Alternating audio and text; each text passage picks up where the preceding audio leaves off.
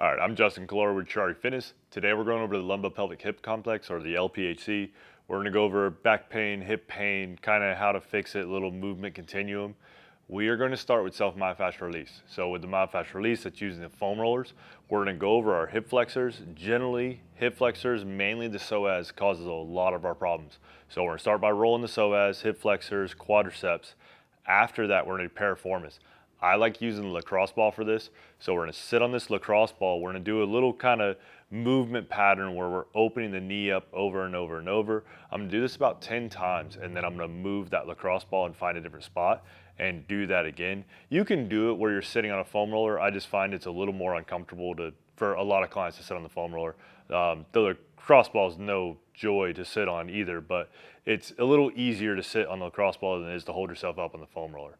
The next one we do is going to be our lats. So the latissimus dorsi runs all the way up underneath the armpit, connects into the humerus, but it also attaches down in the lumbar spine and all this fascial tissue. So this can pull pretty hard on our lumbar spine. So I want to release this as well.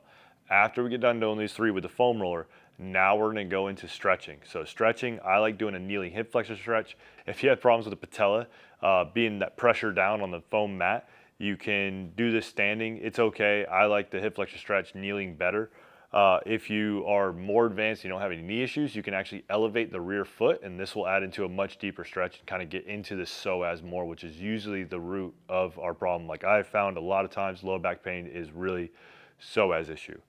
After that, we're going to do our piriformis stretch. I do this on my back. I put one foot up on top of the other knee. From there, I reach my arms through, grab my other knee and pull, and we're going to hold this for about 30 seconds. We didn't say that as well with the hip flexor, but I like holding all these stretches for about 30 seconds. If you hold it long enough, just time your breathing, you'll actually kind of feel the release. You'll feel it kind of like let go. That's when you know you're doing it just long enough to get a decent stretch out of it. After that, we're going to do a standing lat stretch. I like using things like the TRX. We can also just use anything stable. You can use a door frame. This is what I tell my clients to do at home, is just use a door frame, hold that, do the lat stretch.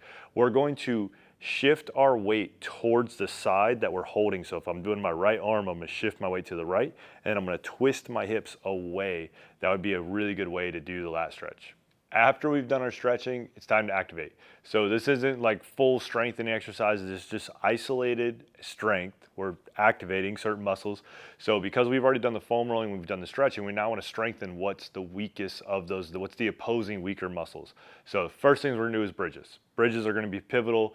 Glute max, largest muscle in the human body, one of the weakest muscle, direct opposing muscle to the psoas. That's why it's so important. After that is going to be tube walks or band walks or monster walks, whatever you want to call them. We're taking the band, putting them around our knees. I like going above the knees, and we're just lateral stepping. I like doing this in a little bit of squat. If you can't do that yet because your back pain's too much, because a lot of clients will arch while they do this, just stand up straight and take little small steps.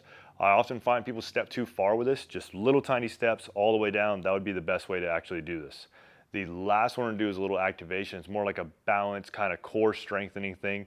Is going to be quadruped or quadrupted, alternating extensions, or prairie dogs. There's a lot of different names for these. Really, we're on a hand and knee, and we're alternating extending the opposite sides while we're stabilizing. If you're more advanced, you can lift the toe up of the knee.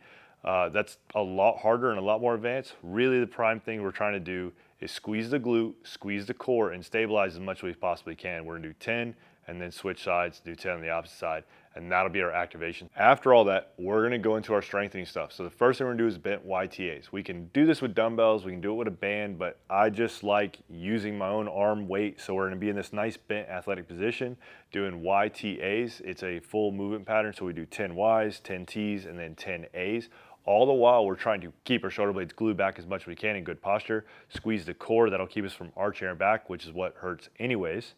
Then we're gonna do squat to row. We can use a band on this, we can use cables. Most time we just have bands, so we'll attach the band. You can use the door frame. If you have the little cable stopper, it's like a little nylon piece with a stopper in the end. You thread the band through that. Those are great to buy for your house to use. Usually bands come with those. So using a band, squat to row. On the way up, I wanna make sure that I'm activating my glutes and my core once I come up. So core's pretty much squeezed all the time. Glutes get squeezed at the top of the exercise. And then the last one is just going to be stability ball leg curls to strengthen the hamstrings. Hamstrings generally get a lot weaker, so we want to make sure we strengthen those. Glute max, hamstrings, these are weaker muscles. If you really think about it, you see like elderly, you'll see this kind of posture, everything is forward. That is everything this exercise, little continuum that we're doing is trying to strengthen. Everything that takes us from this posture into this posture is what we want to work on. So glutes, hamstrings, rhomboids, mid and lower traps, all these things that will bring us in a much better posture should help us as well with the lumbo-pelvic hip complex, getting in better alignment, getting more mobility and flexibility, and just being stronger and feeling better overall. Thank you guys. Leave comments down below if you have any questions. Thanks for watching.